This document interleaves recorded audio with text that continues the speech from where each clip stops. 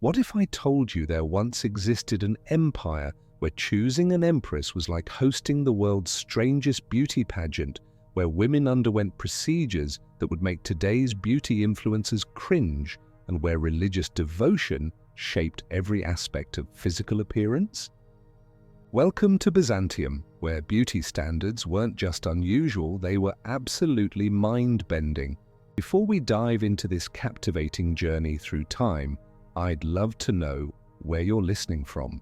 Are you discovering these ancient mysteries from your cozy bedroom during a long commute, or perhaps while taking a relaxing walk? And if you're enjoying this exploration into history's most peculiar beauty practices, consider subscribing. We're about to uncover secrets that would make even modern beauty gurus question everything they thought they knew. The Byzantine Empire wasn't just any medieval kingdom. This was Rome's eastern successor, a civilization that lasted over 1,000 years, from 330 to 1453. While Western Europe stumbled through the Dark Ages, Byzantium thrived as a beacon of culture, wealth, and extraordinarily strange beauty customs. What made Byzantine beauty standards so bizarre wasn't just their practices, it was how they transformed physical appearance into a complex language of power, religion, and social status. Every curl of hair, every application of makeup, every choice of clothing carried meanings that could determine someone's fate at court or their standing with God. The empire that gave us architectural marvels like the Hagia Sophia also created beauty rituals so elaborate and sometimes dangerous that they bordered on the supernatural. These weren't just vanity projects, they were elaborate systems of identity, spirituality, and political maneuvering wrapped in silk, perfume, and precious metals. Consider for a moment living in a world where your eyebrows could signal your religious devotion, where the wrong shade of lip color might brand you as a heretic, and where imperial beauty contests determined who would rule alongside the most powerful man in the known world. This was the reality for Byzantine women, and sometimes men, who navigated these treacherous waters of appearance and acceptance. The Byzantine approach to beauty was revolutionary in its complexity. Unlike the relatively straightforward Roman traditions they inherited, the Byzantines developed a sophisticated aesthetic philosophy that merged Christian symbolism, Eastern luxury, and Mediterranean sensibilities into something entirely unprecedented. From the glittering palaces of Constantinople to the remote monasteries of Anatolia, every citizen of this remarkable empire understood that appearance was never just about vanity, it was about survival, status, and salvation itself. The stories we're about to explore reveal a civilization obsessed not just with looking good, but with looking righteous, powerful, and divinely blessed. These weren't mere fashion trends that came and went with the seasons. Byzantine beauty standards were codified systems that lasted centuries, influenced by everything from theological debates to military campaigns, from trade routes to natural disasters. They shaped not only how people looked, but how they thought about themselves and their place in God's grand design.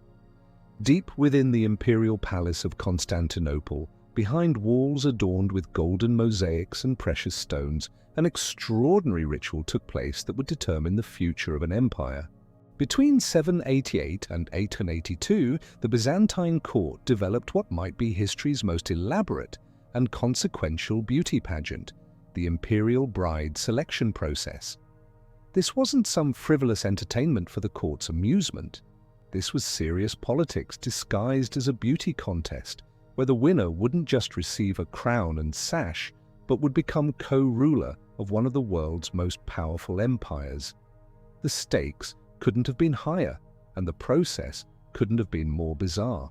When a young Byzantine prince reached the age of 16 and awakened to love, as the court chronicles so delicately put it, the imperial eunuchs embarked on a mission that would make today's talent scouts look amateur by comparison. These powerful palace officials, who served as the emperor's most trusted advisors, launched an empire-wide search for the perfect bride. But this wasn't a search for political alliances or family connections. This was pure, undiluted emphasis on physical beauty, measured by criteria so specific and strange that they reveal just how different Byzantine aesthetic ideals were from our own. The eunuchs traveled from city to city, conducting what amounted to regional beauty contests in every major urban center, from Anatolia to Greece. Their mission was to find approximately 100 young women who met the imperial standards of physical perfection. But what exactly were these standards that could determine the fate of an empire? First, and most importantly, the ideal Byzantine empress-to-be needed small breasts. This wasn't just a preference, it was an absolute requirement. In an age when many cultures celebrated voluptuous figures, the Byzantines specifically sought women with modest busts. This standard reflected their complex relationship between sensuality and spirituality, where overt sexual appeal was considered inappropriate for someone who would need to embody both earthly and divine authority. The second crucial criterion was small feet. The fascination with tiny feet wasn't unique to Byzantine culture. We see similar obsessions in various Asian cultures, but in Byzantium it carried particular significance. Small feet suggested refinement, delicacy, and most importantly, a life of leisure that indicated high social status. A woman with small, soft feet had clearly never worked in fields or walked long distances on rough terrain. Perhaps most surprisingly to modern readers, the ideal Byzantine beauty needed to possess a sharp, pointed nose. And while today's beauty standards often favor straight or button noses, the Byzantines specifically sought pronounced, angular noses that projected strength and character. This preference likely reflected Greek and Roman influences where prominent noses were associated with nobility and intelligence. These physical requirements were just the beginning. The selected candidates had to demonstrate not just beauty, but grace, intelligence, and the ability to navigate the treacherous waters of imperial court politics. They needed to prove they could represent the empire with dignity while also managing the complex social dynamics of palace life. One of the most famous examples of this selection process involved Empress Theophano, whose story reveals both the absurdity and the significance of these contests. According to court chroniclers, Theophano won the emperor's heart not through conventional beauty alone, but by demonstrating her small feet in the most practical way possible. During the final selection ceremony, each candidate was required to try on a golden slipper, essentially a medieval version of Cinderella's glass slipper test. While other candidates struggled to fit into the delicate footwear, Theophano not only slipped it on easily but did so with such speed and grace that it immediately caught the emperor's attention. This simple act, lasting perhaps seconds, determined the course of Byzantine history for decades to come. But these contests weren't as democratic as they might appear on the surface. While the eunuchs supposedly searched throughout the empire for suitable candidates, historical evidence suggests they focused primarily on daughters of noble families in and around Constantinople. Despite the appearance of meritocracy, these beauty contests were ultimately political theater designed to legitimize what were essentially arranged marriages between powerful families. The political genius of this system lay in its appearance of choice and merit. By selecting empresses through beauty contests rather than traditional political negotiations, the imperial family could claim their choice was guided by divine favor rather than earthly concerns. After all, if God had blessed a woman with extraordinary beauty, surely he intended for her to hold extraordinary power. This system also served to reinforce the empire's complex relationship with legitimacy and succession. The Byzantine Empire, unlike many medieval kingdoms, didn't have strict hereditary succession laws. Emperors often rose through military might, political maneuvering, or marriage into the imperial family. The beauty contests provided a way to introduce new bloodlines into the imperial family while maintaining the appearance of divine selection. The contests themselves were elaborate affairs that could last for months. The initial regional selections would identify promising candidates who were then brought to Constantinople for increasingly rigorous evaluations. These weren't just beauty assessments, they included tests of intelligence, musical ability, religious knowledge, and social graces. Candidates learned to walk with perfect posture, to speak in the refined accent of the capital, and to demonstrate their knowledge of court protocol. They studied religious texts, practiced musical instruments, and learned the complex rules of imperial etiquette. Those who survived these preliminary rounds faced the ultimate test: personal evaluation by the emperor himself. The final ceremony was designed to be as dramatic and spiritually significant as possible. Held in the great palace's most magnificent halls, surrounded by the empire's highest officials and most precious treasures, the emperor would meet each finalist individually. These meetings weren't just social encounters, they were treated as divinely guided moments where earthly and heavenly will intersected.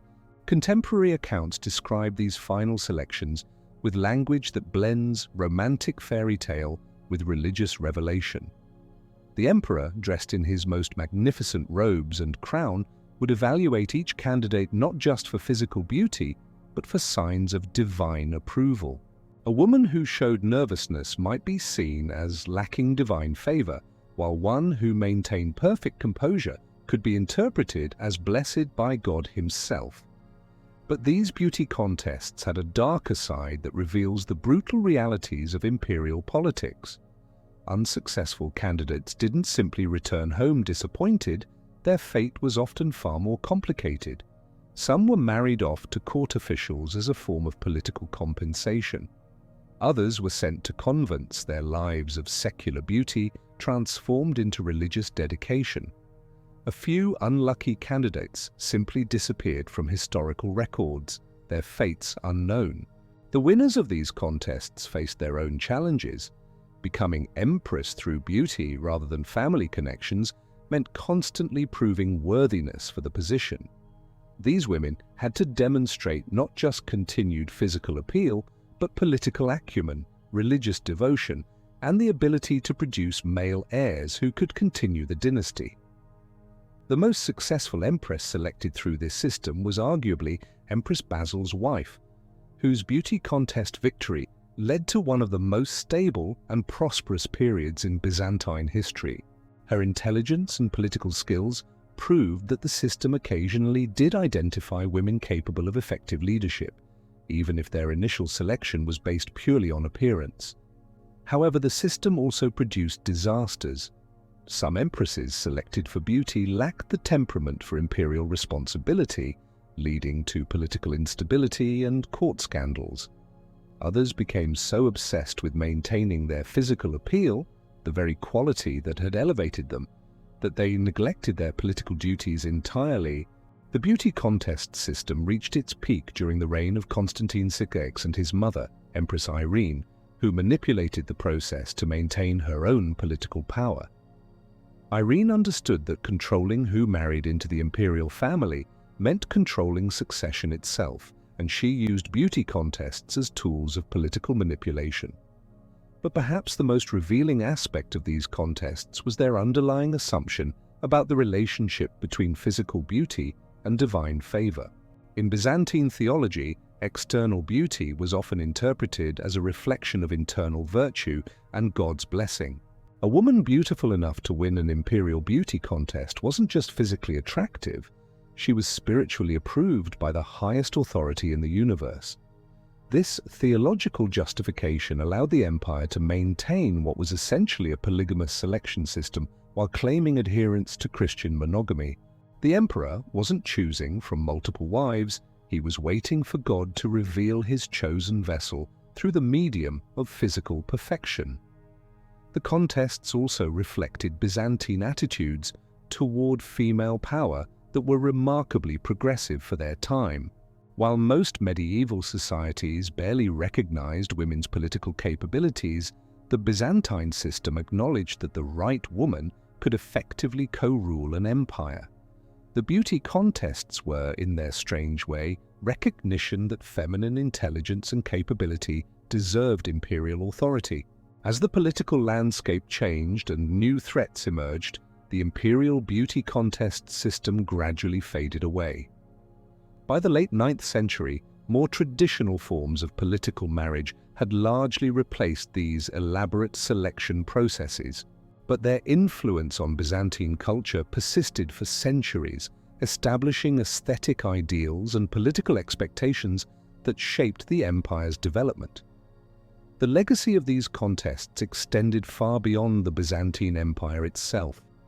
The concept of combining physical beauty with political power influenced courts throughout medieval Europe and beyond.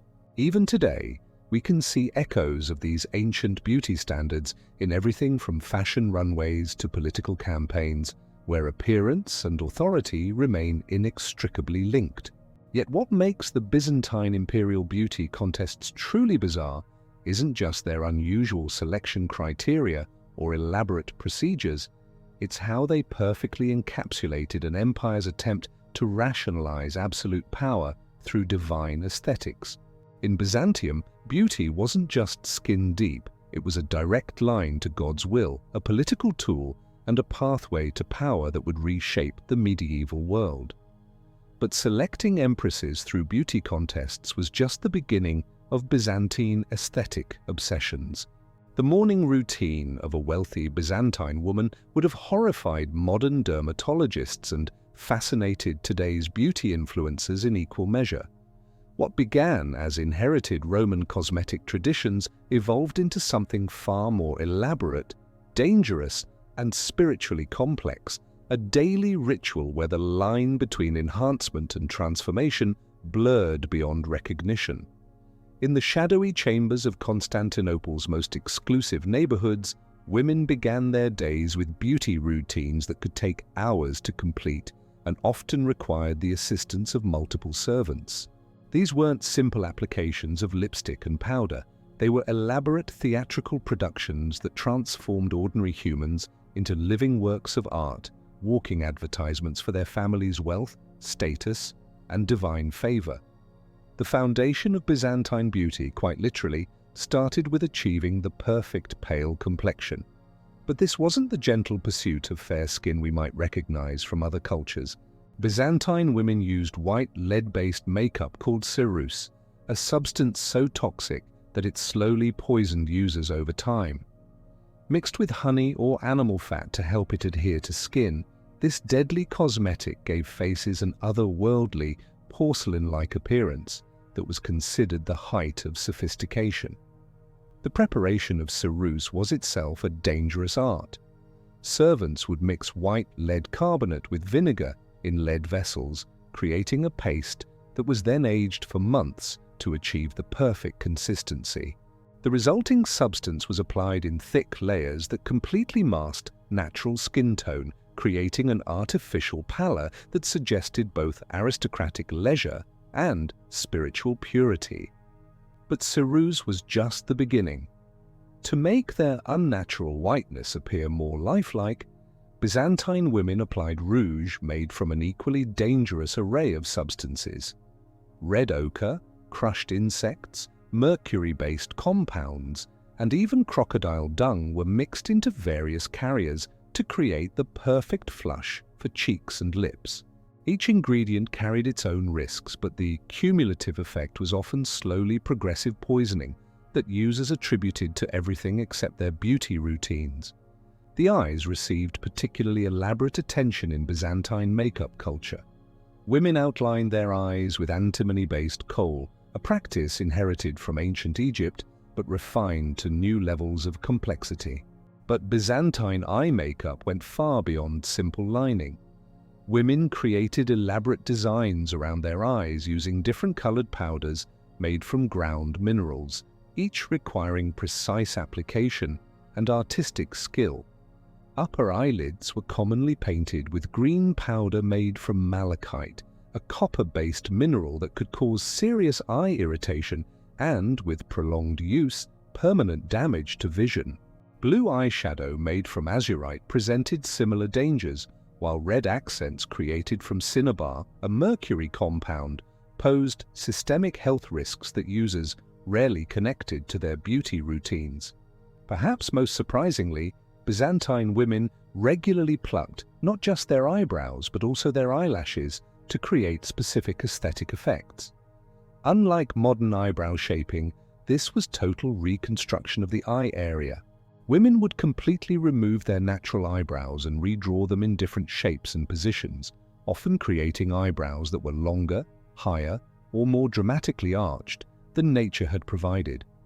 The practice of eyelash removal was even more extreme. Historical accounts describe women using tweezers to completely remove their eyelashes, then applying false ones made from human hair attached with various adhesives. Some women went so far as to permanently damage their hair follicles to prevent regrowth, essentially committing to a lifetime of artificial lashes. But the most notorious figure in Byzantine cosmetic history was Empress Zoe, whose obsession with beauty products became legendary throughout the empire. Historical accounts describe her daily routine as beginning before dawn and lasting until midday, involving dozens of different cosmetic preparations and requiring the assistance of an entire team of specialized servants. Zoe's cosmetic collection was said to include over 50 different types of perfumes, each designed for specific occasions, weather conditions, or desired effects. Her makeup arsenal included powders and creams from across the known world. Some ingredients traveled thousands of miles just to reach her private chambers. She possessed multiple sets of false teeth made from precious metals and gems, used different wigs for different times of day, and employed a team of chemists whose only job was creating new cosmetic formulations. The Empress's morning routine began with a full-body cleansing using imported soaps and oils, followed by the application of multiple layers of different creams and treatments. Her face painting alone required over 2 hours, involving precise application of dozens of different substances. Historical chroniclers noted that on certain days, Zoe's cosmetic routine took so long that she missed important state functions, choosing beauty preparation over imperial duties. Zoe's obsession extended beyond daily wear to include specialized cosmetic preparations for different activities. She had specific makeup formulations for attending church services, receiving foreign ambassadors, hosting court ceremonies, and even sleeping, apparently believing that continuous cosmetic application would preserve her beauty even during unconscious hours. But Zoe's example also illustrates the spiritual complications that surrounded Byzantine cosmetic use. Church leaders regularly condemned elaborate makeup as vanity that interfered with proper Christian devotion. They argued that God had created human faces in his image, and dramatically altering that appearance was tantamount to rejecting divine design. Yet the same church leaders often turned blind eyes to cosmetic use among wealthy donors and politically powerful families. This tension between religious doctrine and social practice created a complex middle ground where cosmetic use was simultaneously condemned and celebrated. Women developed strategies for maintaining elaborate beauty routines while appearing to follow church teachings. Some used cosmetics that were less obvious, focusing on enhancement rather than transformation. Others scheduled their most elaborate cosmetic applications for secular events while presenting more natural appearances during religious observances. The production of Byzantine cosmetics was itself a major industry that employed thousands of people throughout the empire. Constantinople hosted entire neighborhoods dedicated to cosmetic production, with specialists in different aspects of the trade. Some artisans focused exclusively on mining and preparing mineral-based pigments. Others specialized in importing exotic ingredients from distant lands. Still others developed new formulations and application techniques. The most skilled cosmetic artists were sought after by wealthy families throughout the empire and commanded salaries comparable to master craftsmen in other trades. These artists didn't just apply makeup, they created entire aesthetic transformations that could take hours to complete and required ongoing maintenance throughout social events. But Byzantine cosmetics weren't limited to women. Men, particularly those in court positions or artistic professions, also used elaborate cosmetic preparations. Male courtiers commonly used skin whiteners, eye cosmetics, and even rouge, though their applications were generally more subtle than women's. The goal was to appear refined and elevated above common laborers whose skin bore the marks of outdoor work. Male cosmetic use created its own controversies, particularly among military leaders who worried that elaborate grooming practices were making soldiers less effective in combat. Historical accounts describe conflicts between traditional military values that emphasized practicality and toughness and courtly expectations that demanded refined appearance and sophisticated grooming. The international nature of Byzantine cosmetic culture also reveals the empire's extensive trade networks and cultural exchanges. Ingredients for the finest cosmetics came from across the known world. Precious minerals were imported from Afghanistan, rare plants from India, animal products from Africa, and processing techniques were learned from Persian, Arab, and Chinese sources. This international ingredient sourcing made the finest cosmetics extremely expensive, often costing more than ordinary families spent on food for entire months. The most exclusive cosmetic preparations became status symbols that clearly demarcated social hierarchies. A woman whose makeup included imported cinnabar and genuine pearls was making a statement about her family's wealth and international connections. The application techniques themselves became increasingly sophisticated over time. Byzantine cosmetic artists developed specialized tools for different procedures, some made from precious metals and decorated with gems. They created detailed charts showing optimal color combinations for different skin tones, seasonal variations, and social occasions. The most skilled practitioners could allegedly recreate specific looks from memory, allowing wealthy clients to maintain consistent appearances over time. But perhaps the most bizarre aspect of Byzantine cosmetic culture was the development of sleeping cosmetics, elaborate preparations designed to improve appearance during sleep. These included masks made from various animal products, precious minerals, and plant extracts that were supposed to work overnight to enhance beauty. Some wealthy women literally never appeared without some form of cosmetic preparation, maintaining artificial appearances even in their most private moments. The risks associated with these practices were enormous, though rarely recognized at the time. Lead poisoning from ceruse caused everything from skin damage to neurological problems to death. Mercury compounds led to tooth loss, brain damage, and systemic organ failure. Mineral-based eye cosmetics caused blindness, while various organic ingredients led to infections and allergic reactions. Yet despite these dangers, Byzantine cosmetic culture continued to evolve and intensify throughout the empire's history. Each generation developed new formulations, application techniques, and aesthetic ideals that built upon previous traditions, while incorporating influences from newly contacted cultures. The decline of the Byzantine Empire eventually ended this elaborate cosmetic culture, but its influence spread throughout medieval Europe and beyond. Many techniques and formulations developed in Constantinople continued to be used for centuries, while the aesthetic ideals established by Byzantine women influenced beauty standards across multiple cultures and time periods. Today's beauty industry, with its emphasis on transformation, international ingredient sourcing, and elaborate daily routines, bears striking resemblances to Byzantine cosmetic culture. The main differences are in safety regulations and scientific understanding. Modern cosmetics are generally safer, but the underlying desires for transformation, enhancement, and social signaling through appearance remain remarkably similar. The legacy of Byzantine cosmetics reminds us that the pursuit of beauty has always involved risk, expense, and social complexity. What seems bizarre about their practices, the use of dangerous ingredients, the hours-long application processes, the spiritual controversies, may simply reflect different cultural contexts for universal human desires to appear attractive, wealthy, and socially significant. But even more extreme than their cosmetic practices were the Byzantines' obsessions with hair. In the dimly lit chambers of Byzantine palaces, the sound of scissors, razors, and tweezers created a constant background rhythm as empire's most powerful people engaged in daily battles with their own hair.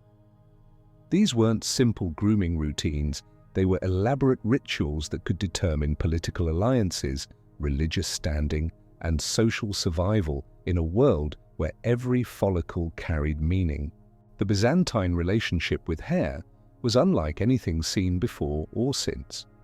What began as practical grooming evolved into a complex symbolic language where the presence, absence, color, texture, and arrangement of body hair communicated messages about power, piety, sexuality, and social status. Understanding these capillary codes was essential for navigating Byzantine society, and misreading them could have devastating consequences. For Byzantine men, hair represented a particularly complex challenge. Early in the empire's history, following Roman traditions, men kept their hair short and faces clean-shaven. This practical approach reflected military values and administrative efficiency. Short hair didn't interfere with helmet wearing, and smooth faces prevented enemies from grabbing beards during combat. But as the empire became increasingly Christian, male grooming practices underwent a revolutionary transformation. Church leaders began advocating for longer hair and beards, arguing that Jesus Christ himself had worn his hair long. To properly honor the Savior, faithful Christian men should emulate his appearance as closely as possible. This shift created the bizarre spectacle of an entire civilization's men gradually growing out their hair in synchronized religious devotion. By the 8th century, Byzantine men commonly wore their hair to shoulder length or beyond, often accompanied by carefully groomed beards and mustaches. But this wasn't casual hair growth, it required constant maintenance, specialized products, and considerable daily attention. The ideal Byzantine male hairstyle aimed to recreate artistic depictions of Christ, which meant achieving specific textures, colors, and arrangements that matched religious iconography. Men used various treatments to curl naturally straight hair, darken naturally light hair, or soften naturally coarse hair. The goal was achieving the flowing, lustrous brown hair typically shown in religious artwork. Hair coloring became a major industry, serving Byzantine men obsessed with achieving Christ-like hair color. Natural blondes and redheads used various plant-based dyes to darken their hair to the approved brown shade. The most popular treatments involved repeated applications of henna mixed with other substances, though some men resorted to more dangerous chemical treatments for faster results. But the most shocking male hair practice involved the complete removal of eyelashes, a trend that apparently originated among Italian mercenaries serving in the Byzantine army. Historical accounts describe these foreign soldiers as regularly plucking out all their eyelashes and using artificial coloring around their eyes, creating an appearance that horrified Byzantine observers but apparently served some practical or cultural purpose for the mercenaries themselves. This practice of eyelash removal among foreign soldiers created complex social dynamics within the Byzantine military. Native Byzantine soldiers viewed the practice as barbaric and effeminate, while the Italian mercenaries considered it practical and aesthetically superior. The resulting tensions contributed to broader conflicts between native and foreign military units that occasionally erupted into violence. The eyelash removal technique itself was apparently quite sophisticated. Rather than simply plucking individual lashes, practitioners used specialized tools and techniques that removed entire eyelash beds while minimizing damage to surrounding skin. Some evidence suggests they used caustic substances to prevent regrowth, essentially creating permanent eyelash removal that lasted for life. For Byzantine women, hair represented even more complex challenges and opportunities. Female hair was simultaneously celebrated as God's gift and condemned as potential temptation, praised as natural beauty and criticized as vanity, protected as virtue and displayed as social status. Navigating these contradictions required incredible skill and constant vigilance. The basic principle of Byzantine female hair management was that natural hair should be enhanced but never completely hidden, displayed but never flaunted, groomed but never obviously artificial. Achieving this balance required techniques and products that would have impressed modern hairstylists while using only materials available in medieval times. Upper-class Byzantine women employed teams of hair specialists who worked exclusively on creating and maintaining elaborate coiffures.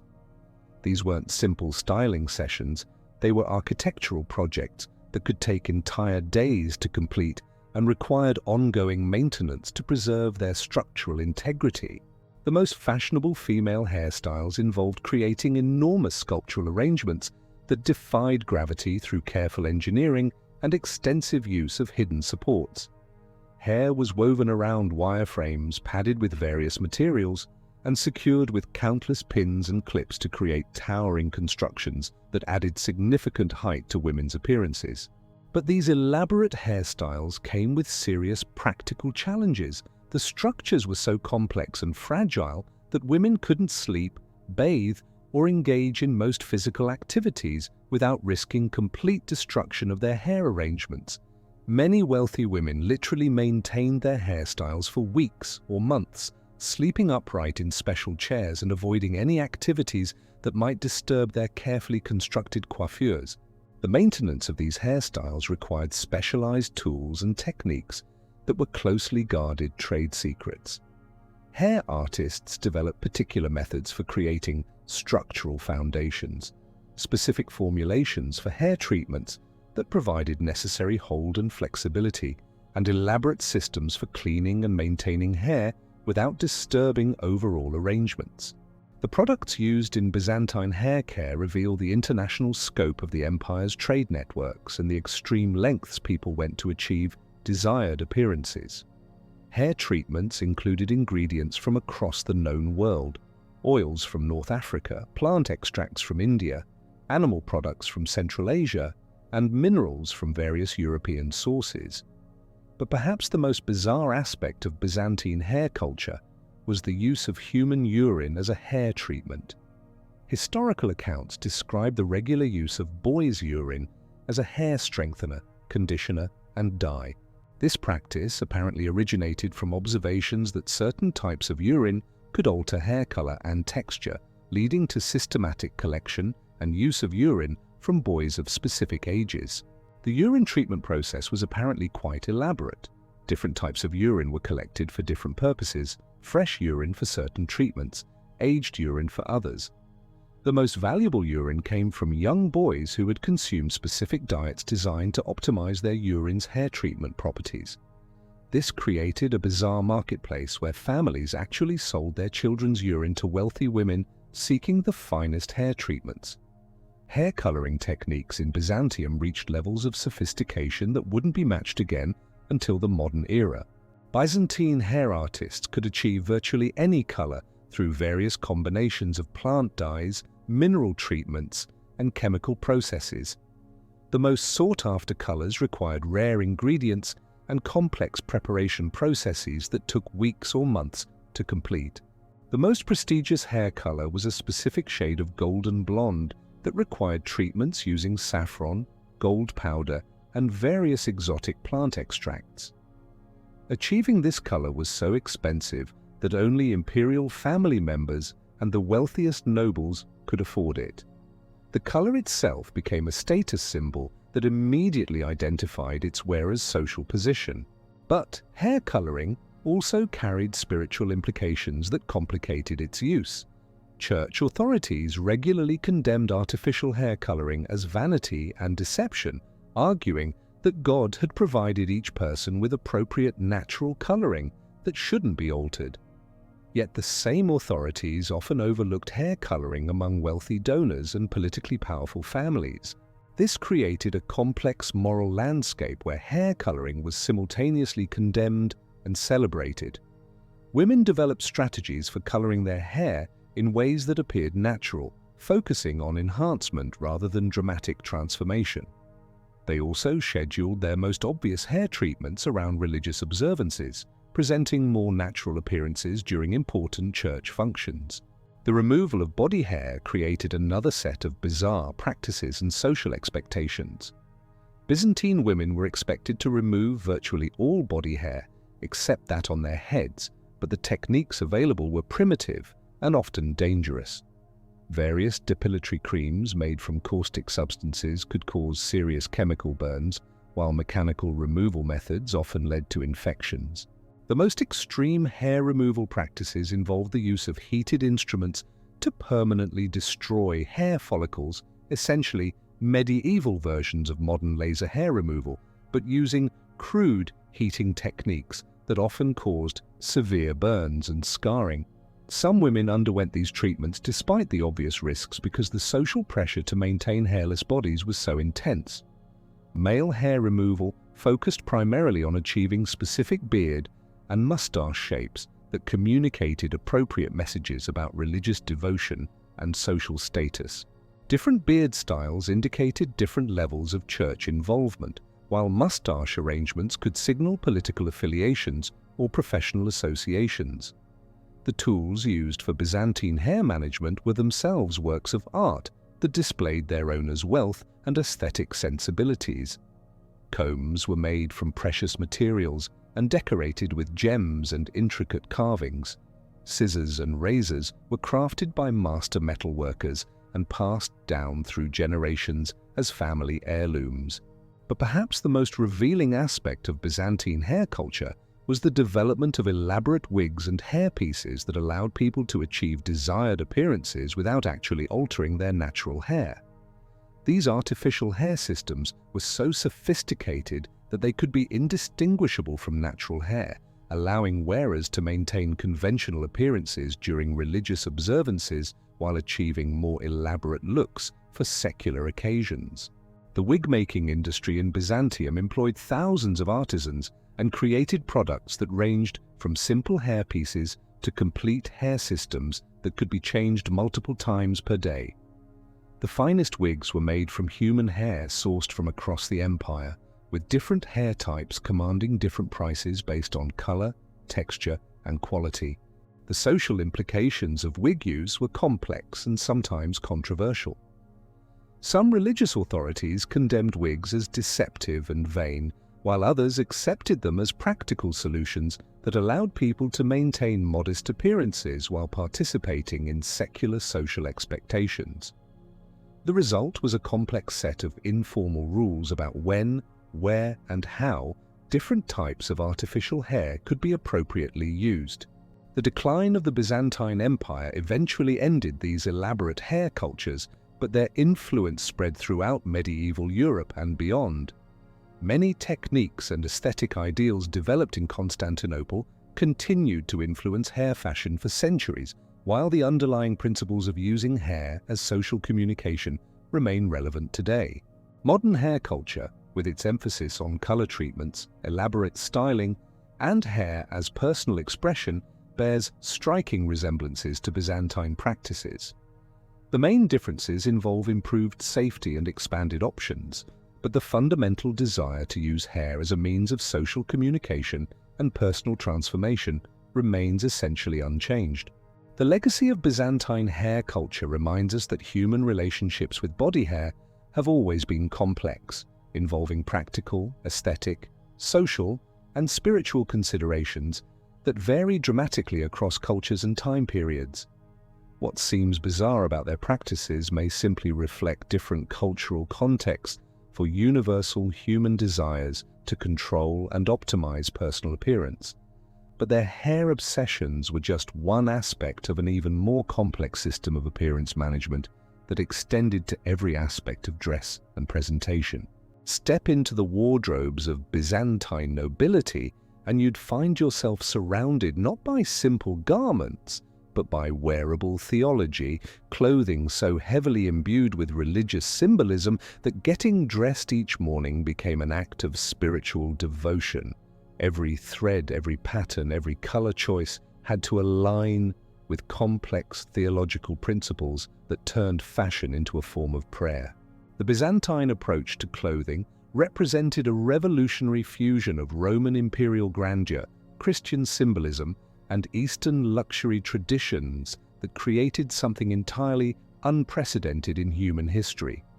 These weren't just fancy outfits for wealthy people, they were elaborate systems of visual communication that conveyed messages about spiritual status, political power, and divine favor with precision that modern dress codes can barely comprehend.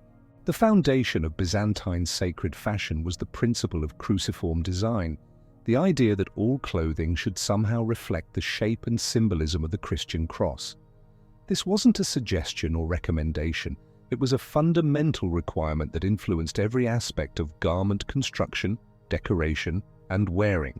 Achieving cruciform design in practical clothing required extraordinary ingenuity from Byzantine tailors and designers.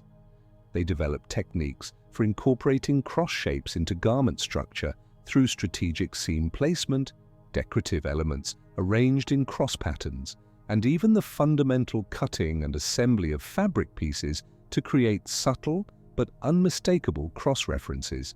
The most elaborate examples of cruciform clothing were worn by imperial family members and high church officials.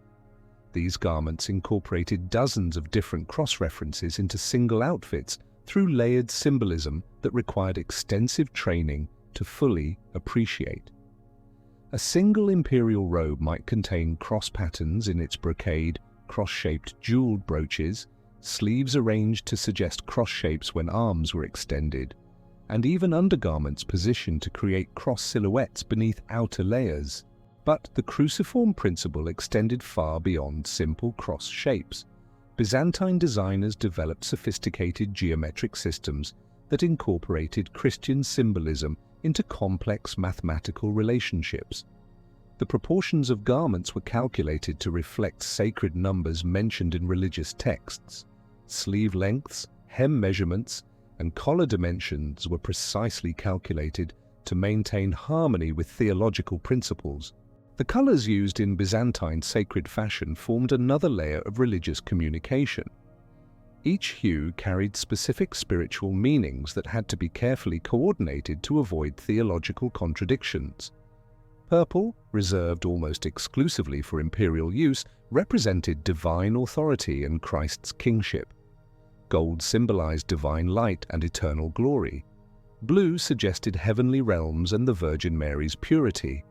Red indicated Christ's sacrifice and martyrdom. But achieving these symbolic colors required techniques and materials that pushed medieval textile production to its absolute limits. True imperial purple came from murex shells harvested in the eastern Mediterranean, a process so expensive and labor-intensive that the resulting dye was literally worth more than gold by weight. Creating just enough purple dye for a single imperial robe could require the processing of thousands of shells by teams of specialized workers. Gold thread for the finest garments wasn't simply gold-colored, it was actual gold beaten into incredibly thin sheets, then wrapped around silk threads to create flexible golden filaments.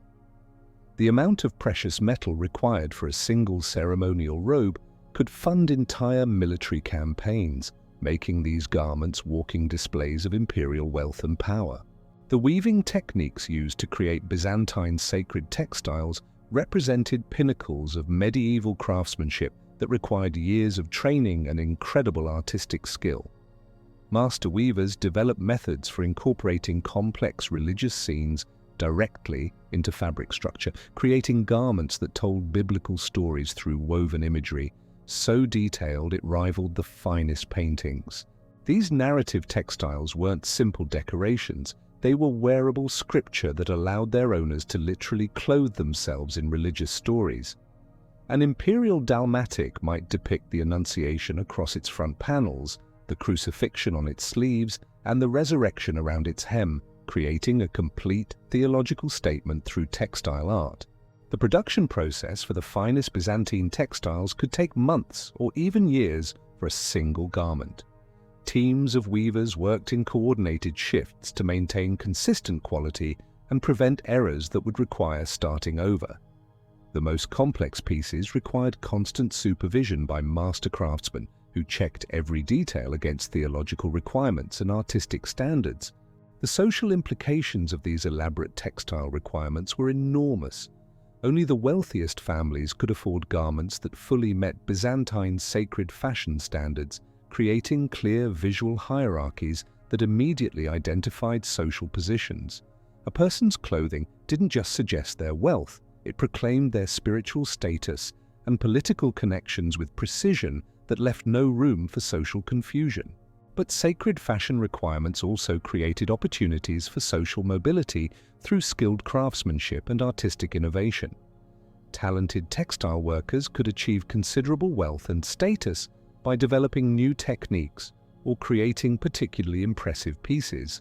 Some master weavers became so renowned that their services were sought by imperial family members and foreign rulers. The international trade networks required to supply Byzantine sacred fashion materials stretched across the known world. Silk came from China through complex overland trade routes. Precious stones were imported from India and Ceylon. Rare dyes arrived from North Africa and various Mediterranean islands. Maintaining these supply chains required diplomatic relationships, military protection, and enormous financial resources. The wearing of sacred fashion garments involved elaborate protocols that turned daily dressing into ceremonial performances. Different garments were appropriate for different occasions, seasons, and religious observances. Wealthy Byzantines maintained extensive wardrobes that included specialized outfits for dozens of different social and spiritual situations. The most formal occasions required outfit changes throughout single events as circumstances shifted and different ceremonial requirements came into play. Imperial court ceremonies might involve 5 or 6 complete costume changes over the course of a day, each reflecting different aspects of the proceedings and maintaining appropriate symbolic relationships. But perhaps the most bizarre aspect of Byzantine sacred fashion was the development of sleeping garments designed to maintain spiritual protection during unconscious hours. These specialized nightclothes incorporated religious symbols and blessed materials intended to protect sleepers from evil influences while they were most vulnerable. The construction of sleeping garments followed the same cruciform principles as daywear, but with additional considerations for comfort and spiritual efficacy during sleep. They included hidden pockets for religious relics, specially positioned crosses for maximum protective effect, and fabrics that had been blessed by church authorities. Women's sacred fashion faced additional complexities related to modesty requirements and gender-specific spiritual expectations. Female garments needed to provide complete coverage while still displaying appropriate wealth and status indicators. This led to the development of elaborate layering systems that could include dozens of separate pieces in a single outfit. The most formal women's sacred fashion ensembles were architectural marvels that required assistance to put on and structural supports to wear safely. These outfits included rigid undergarments that shaped the body into appropriate silhouettes, intermediate layers that provided symbolic and practical functions, and outer garments that displayed the family's wealth and spiritual status. The jewelry and accessories that completed Byzantine sacred fashion outfits were themselves complex theological statements. Every brooch, necklace, and hair ornament carried religious symbolism that had to coordinate with garment messages to create coherent spiritual communications. The wrong accessories could undermine entire outfits or, worse, create theological contradictions that might be interpreted as spiritual rebellion. The most prestigious accessories incorporated religious relics directly into their construction.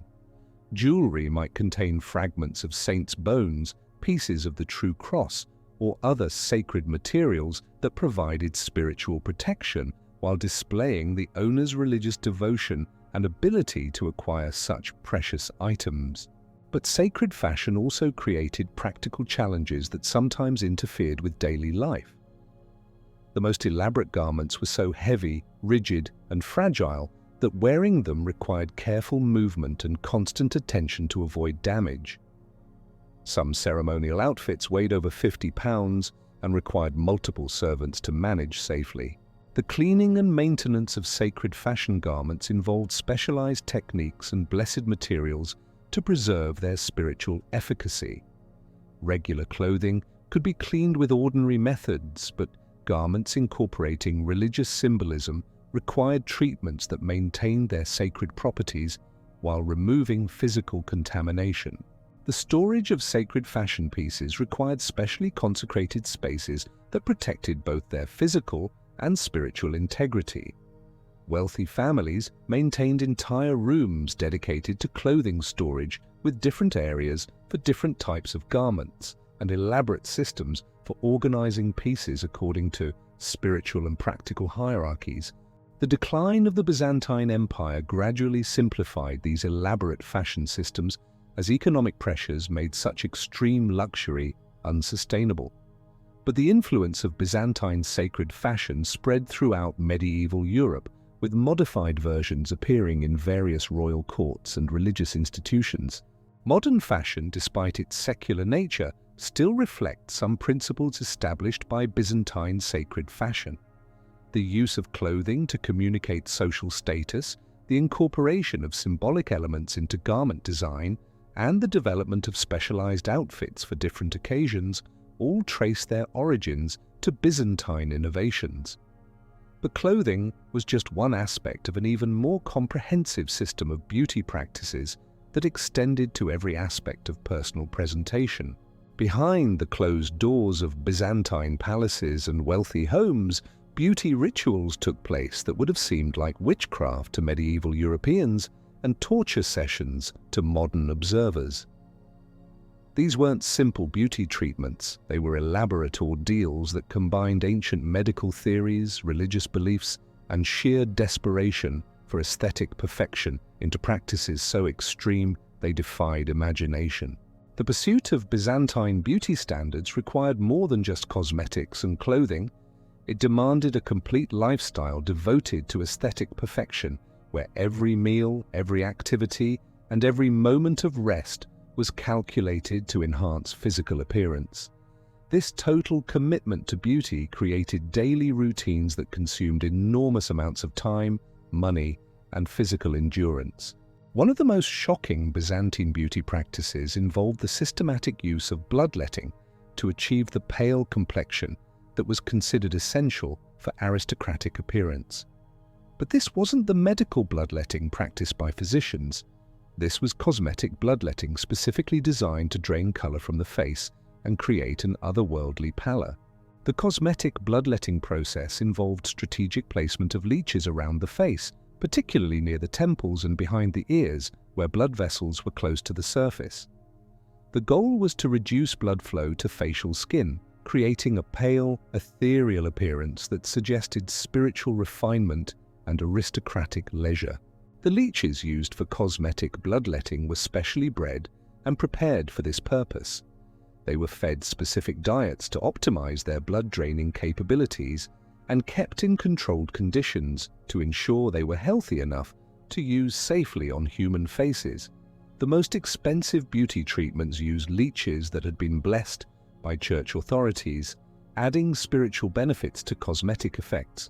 The application process required considerable skill and experience to achieve desired results without causing permanent damage or disfigurement. Practitioners developed specialized techniques for controlling how much blood was removed from different facial areas, creating subtle variations in pallor that enhanced bone structure and created more aesthetically pleasing facial proportions. But the bloodletting process was just the beginning of elaborate beauty rituals that could consume entire days. After bloodletting, participants underwent complex cleansing procedures designed to purify both body and spirit. These treatments incorporated holy water, blessed oils, and various plant extracts that had been prepared according to strict religious protocols. The cleansing rituals themselves were elaborate ceremonies that resembled religious services more than beauty treatments. Participants were required to pray during various stages of the process, maintain proper spiritual attitudes, and follow detailed protocols that ensured treatments maintained their sacred efficacy. Another bizarre Byzantine beauty practice involved the use of specially prepared animal products that were believed to transfer desirable qualities from animals to humans. Crushed pearls were mixed with various carrier substances to create facial treatments that supposedly imparted the lustrous qualities of pearls to human skin. But the most prized animal-based beauty treatments used products from exotic creatures that had to be imported from distant lands at enormous expense. Powdered rhinoceros horn was believed to strengthen hair and nails. Ground tiger bone supposedly improved bone structure and facial symmetry. Elephant ivory powder was thought to whiten teeth and enhance overall bone density. The preparation of these animal-based treatments required extensive knowledge of preservation techniques, proper mixing ratios, and application methods that maximized beneficial effects while minimizing risks. Master practitioners developed closely guarded formulations that were passed down through family lines or sold for enormous sums to wealthy clients. The most elaborate beauty rituals combined multiple exotic treatments into comprehensive programs that could last for weeks or months. Participants would undergo daily bloodletting sessions, receive various animal-based treatments, maintain special diets, and follow exercise regimens designed to optimize physical appearance. These comprehensive beauty programs were so demanding that participants often required complete withdrawal from normal social activities. Wealthy women would essentially disappear from public view for months while undergoing intensive beauty treatments, emerging only when their transformations were complete. The dietary requirements associated with Byzantine beauty rituals were equally extreme. Participants followed highly restricted eating plans that included specific foods believed to enhance beauty, while avoiding anything that might interfere with treatment effectiveness. These diets often involved fasting periods, consumption of unusual substances, and careful timing of meals to coordinate with other treatments. The most extreme beauty diets included regular consumption of gold powder, ground pearls, and various precious stones that were believed to impart their valuable qualities to human bodies. Participants would literally eat their wealth in pursuit of physical perfection, consuming substances worth more than most people's annual incomes. The exercise components of Byzantine beauty programs involved activities specifically designed to enhance physical appearance rather than general health or fitness. These included specialized movements intended to improve posture, facial exercises designed to enhance bone structure, and breathing techniques that supposedly improved skin quality. But perhaps the most bizarre aspect of Byzantine beauty culture was the development of beauty insurance. Elaborate systems designed to protect valuable beauty investments through supernatural means. Wealthy families would hire priests to perform protective ceremonies over beauty treatments, ensuring that spiritual forces wouldn't interfere with cosmetic effectiveness. These protective ceremonies involved complex rituals that blessed beauty products, consecrated treatment spaces, and invoked divine protection for people undergoing cosmetic procedures. The most elaborate protections included multiple ceremonies performed by different religious authorities to ensure comprehensive spiritual coverage. The social implications of these elaborate beauty practices created complex hierarchies within Byzantine society. People who could afford the most extreme treatments gained not just enhanced appearance, but also enhanced social status that came from demonstrating their ability to invest enormous resources in aesthetic perfection. But the pursuit of Byzantine beauty standards also created numerous health risks that practitioners rarely fully understood. The combination of bloodletting, exotic chemical treatments, restricted diets, and intensive procedures often led to serious medical complications that were attributed to spiritual causes rather than treatment-related problems. Many participants in extreme beauty programs suffered from chronic fatigue, skin problems, digestive issues, and various other health complications that modern medicine would immediately recognize as treatment-related. But Byzantine medical understanding attributed these problems to spiritual imbalances, inadequate religious devotion, or interference from evil forces. The seasonal variations in Byzantine beauty practices reflected both practical considerations and spiritual beliefs about optimal timing for different treatments. Spring treatments focused on renewal and purification after winter's spiritual challenges. Summer programs emphasized protection from sun damage and maintenance of pale complexions. Autumn rituals prepared skin and hair for winter's harsh conditions. Winter treatments concentrated on spiritual purification and preparation for spring renewals. The regional variations in beauty practices throughout the Byzantine Empire reflected local customs, available materials, and cultural influences from neighboring civilizations.